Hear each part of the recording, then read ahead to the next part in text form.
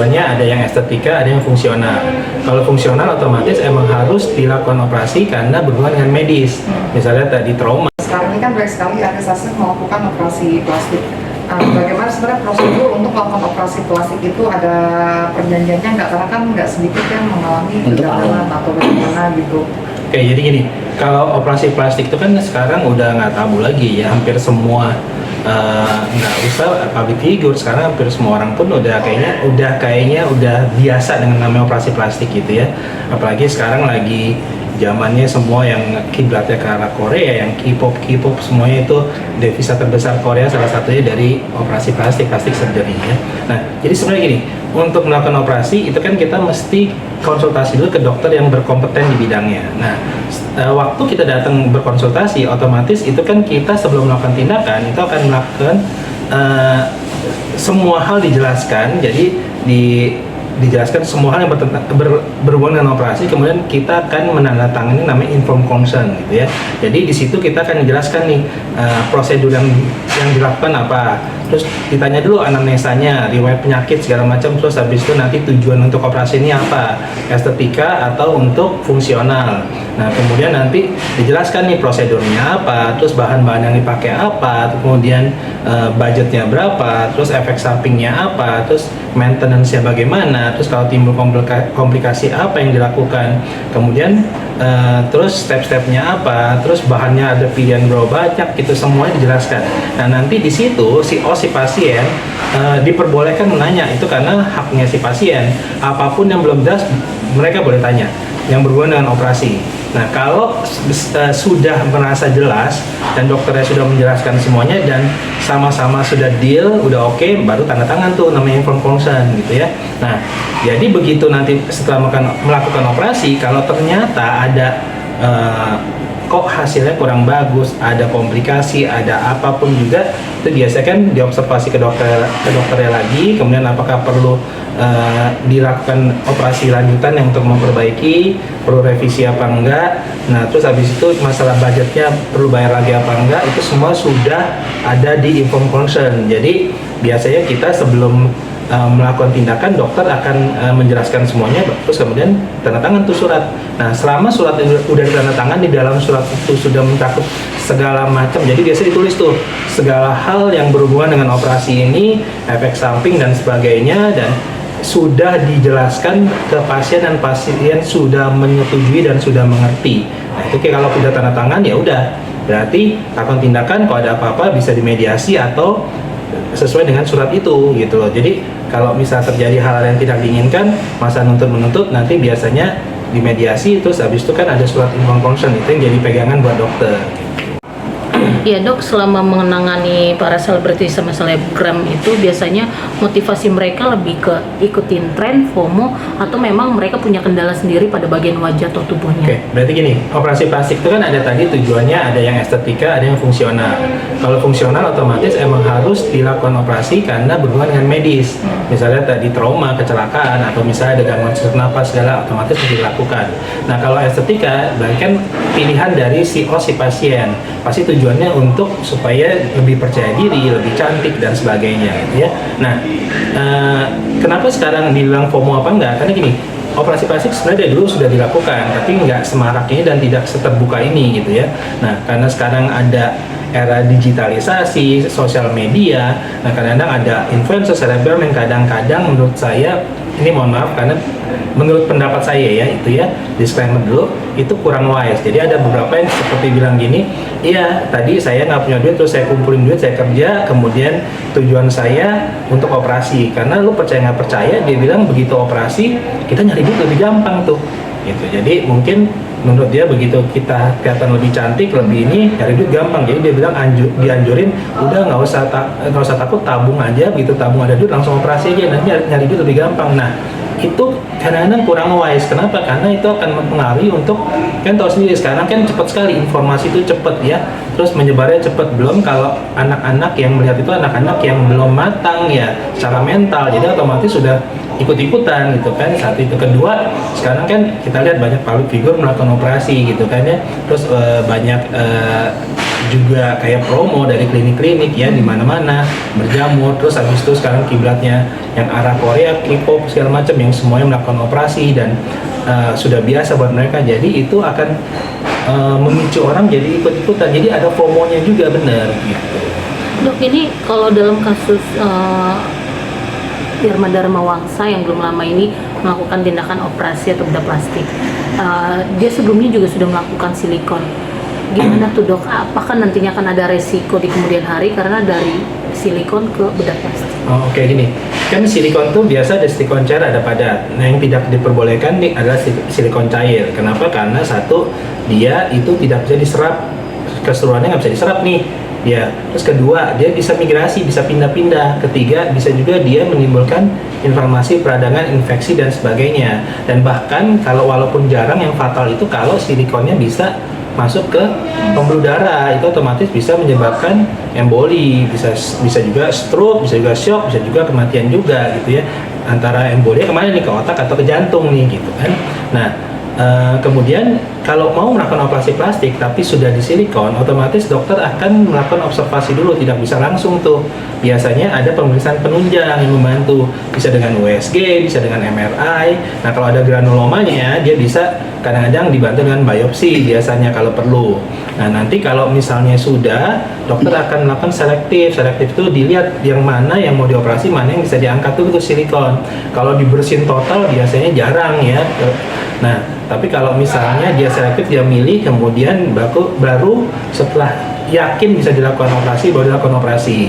Karena kalau enggak, takutnya beda. Orang udah silikon itu kan ada, kalau apalagi kalau masih ada peradangan segala, ada infeksi, kemungkinan lebih besar infeksinya, belum kalau ada bakteri juga. Terus habis itu nanti takutnya jaringannya fibrosis, jaringan parut, kemudian jaringannya elastisitasnya udah berubah, jadi otomatis nanti hasil operasi plastiknya nggak maksimal, kadang-kadang malah jadi nggak simetris, terus malah hasilnya tidak baik, tidak rata gitu. Nah itu kan malah merugikan si pasien.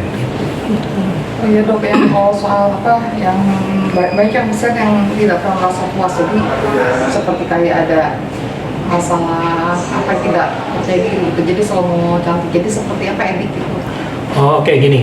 Nah, ini ada ini berdasarkan psikologi, emang ada beberapa penelitian atau jurnal ilmiah dan emang sudah ada evidence base-nya setahu saya. Nah, itu emang begitu orang melakukan operasi, itu akan kadang-kadang dia akan merasa kurang justru. Kenapa? Ada yang namanya body dysmorphic disorder. Jadi malah begitu melakukan operasi dia melihat kok bagus ya. Kemudian dia akan merasa, oh coba kalau bisa saya tambah ini dan terus-terusan akan merasa kurang. Jadi orang kan biasa operasi terus habis itu oh ya udah bagian A aja, udah cantik, udah lebih cantik. Nah ini malah begitu lihat bagian A cantik dia ketagihan. Oh berarti kalau yang saya rubah lagi yang B makin cantik, C makin cantik, D makin cantik gitu. Nah itu sebenarnya sah-sah aja selama yang mengerjakan dokter yang berkompeten di bidangnya. Tapi untuk tren, setahu saya untuk tren estetika yang ke depan itu di luar itu udah lebih ke arah natural. Jadi maksudnya lebih yang enggak berubah terlalu ekstrim, tapi mereka lebih suka yang natural sekarang. Nah jadi itu emang biasanya siklusnya seperti itu. Jadi kayak gini, analoginya kayak gini. Kalau kita ngelihat misalnya semua putih, pasti yang menarik satu yang warna hitam. Kalau kita lihat yang hitam semua, otomatis yang menarik satu warna putih. Jadi kalau semuanya misalnya operasi mirip semua mukanya, pasti yang natural akan lagi lebih kelihatan menarik karena beda sendiri gitu. Biasanya emang siklusnya seperti itu. Dok, tapi kalau untuk operasi plastik sendiri dapat memperbaiki kerusakan pada orang yang sudah pernah melakukan silikon nggak sih dok? Ini, nah tujuannya apa dulu tadi? Kalau tujuannya sebenarnya untuk memperbaiki masalah silikon. Nah itu kan silikon awal maaf dok udah jelek gitu ya, terus yang tadi dokter bilang tidak simetris atau ada ya bolong atau seperti apa, sudah expired kah dalamnya? Kalau silikon itu justru karena dia silikon cair tidak boleh digunakan karena dia bertahannya lama sekali, terus-terusan malah, dan expirednya di dalam situ ya, sampai sekarang belum jelas expirednya gitu ya. Nah Jadi kalau misalnya kamu melakukan silikon, otomatis kan ada silikonnya di sana ya kan, dan bisa menyebar kemana-mana, bisa migrasi kemana-mana. Nah, kalau timbul udah mulai ternyata ada reaksi peradangan, terus merah, terus habis itu timbul benjolan, nggak rata, otomatis kan ada proses penuaan, ada gravitasi, terus otomatis kan akan berpengaruh dengan hasil yang pertama. Mungkin awalnya bagus, tapi setelah bertahun-tahun atau setelah lama dia akan tidak bagus, tidak simetris. Nah, untuk misalnya mengatasi itu bisa dibantu misalnya melakukan operasi plastik, tapi masih diobservasi dulu tadi. Satu, observasi dulu, dilihat dulu silikonnya di mana aja. Terus kedua, mesti sebagian diangkat misalnya silikonnya, kemudian dokter akan menentukan apakah ini bisa diperbaiki dengan operasi plastik. Kalau menurut dokter bisa diperbaiki baru dilakukan, tapi kalau ternyata mau dioperasi plastik tetap aja mengganggu dan silikonnya ternyata karena dia mobile migrasinya kemana-mana, ya otomatis akan lebih susah gitu. Tapi biasanya kalau di dokter sendiri pribadi atau klinik dokter lah ya, masih mau nggak sih dok menangani case yang seperti pasien sudah pernah silikon terus dia melakukan OP atau? Oh gini, kan setiap dokter punya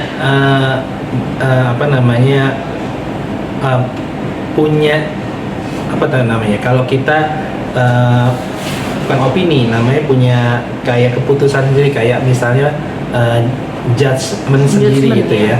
Jadi selama pasien datang itu kan hak pasien tuh datang ke dokter, dan dokter tuh punya kewajiban untuk membantu si pasien ya. Nah, jadi selama bisa dibantu, dokter akan melakukan semaksimal mungkin untuk membantu si pasien gitu. Nah, kalau misalnya ternyata tidak maksud kurang, menurut dokternya dia kurang bisa, biasanya akan bekerja sama dengan teman sejawat lain. Jadi merujuk atau bisa dikonsultasikan ke teman sejawat lain. Jadi emang di aturan undang-undang kedokteran atau majelis kode etik kedokteran emang itu selama si dokter itu tidak bisa menangani, dia berkewajiban untuk merujuk ke teman sejawat yang lebih berkompeten di bidangnya. Emang udah aturannya seperti itu. Dulu terkait itu yang dok, ini kan sebelum mereka melakukan tindakan-tindakan operasi, itu pasti ada yang namanya konsul dan ada di atas materai perjanjian. Boleh disebut itu poin-poinnya apa aja sih dok yang sangat dasar dok?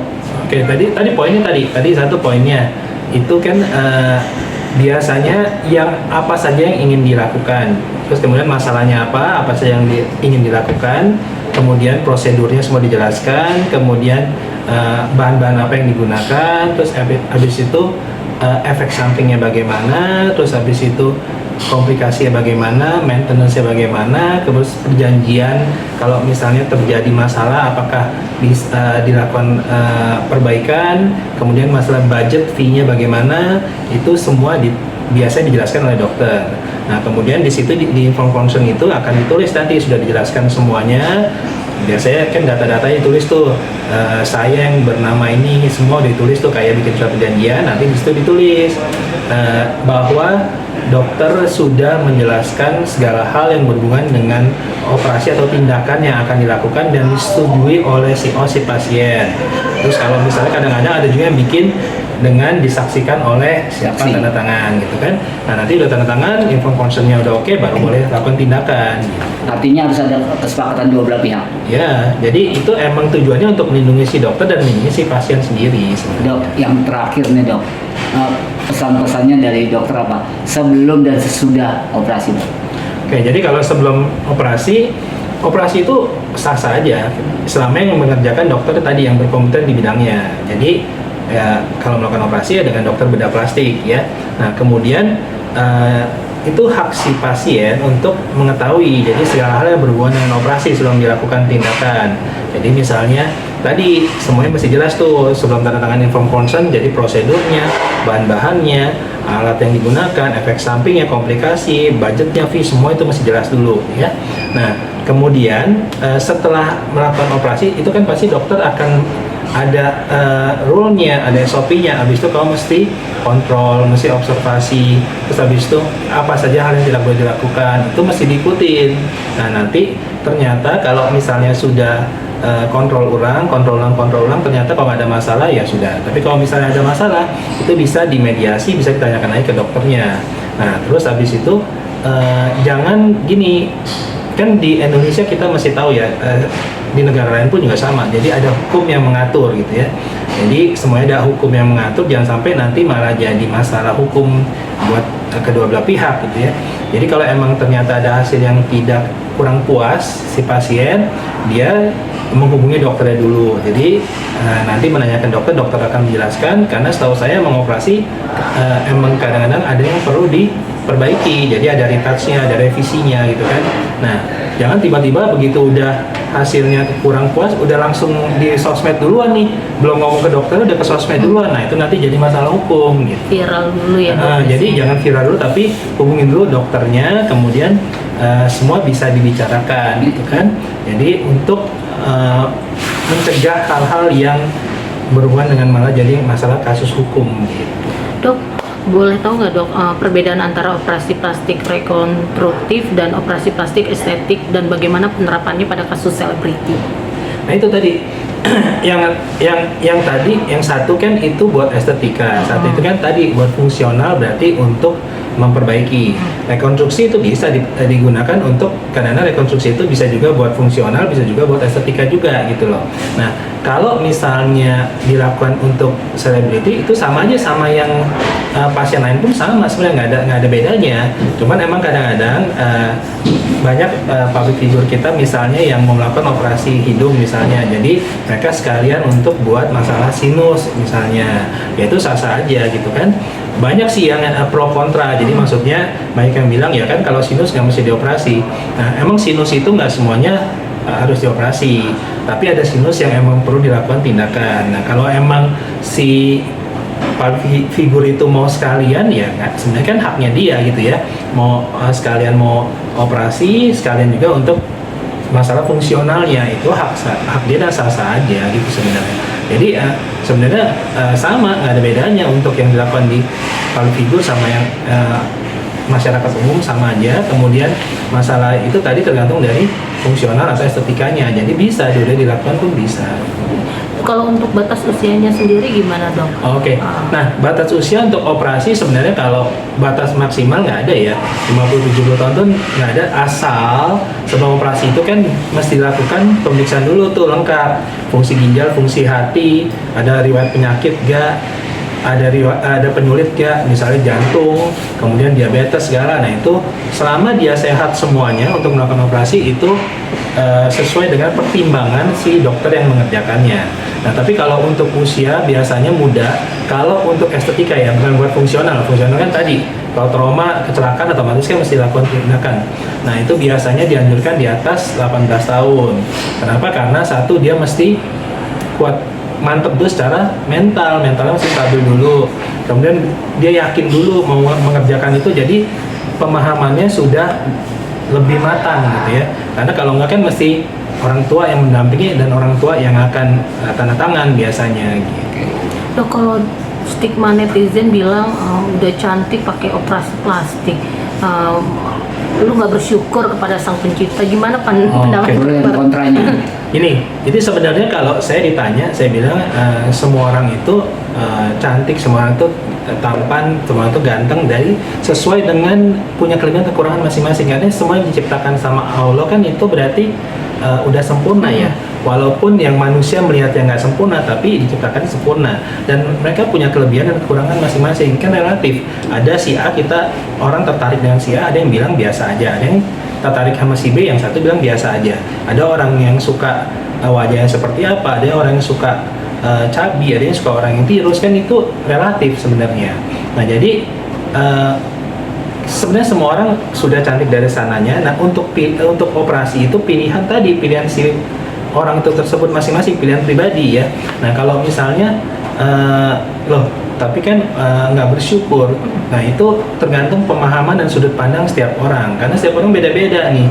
Nah kalau misalnya ternyata cara dia bersyukur, kemudian dia bersyukurnya banyak ya, cara dia bersyukur, dia mengungkapkannya dengan demikian, itu kan haknya dia, pemahaman dia. Nah itu pasti mengundang pro kontra lah. Tapi kalau menurut saya tergantung dari pilihan si orang tersebut, kita mesti menghargai pilihan dia. Nah kalau misalnya ternyata habis operasi kok hasilnya lebih bagus yang dulu ya sebelum operasi, kan banyak yang kayak gitu, mendingan dulu. Nah itu juga tergantung sudut pandang si siapa yang lihat gitu loh.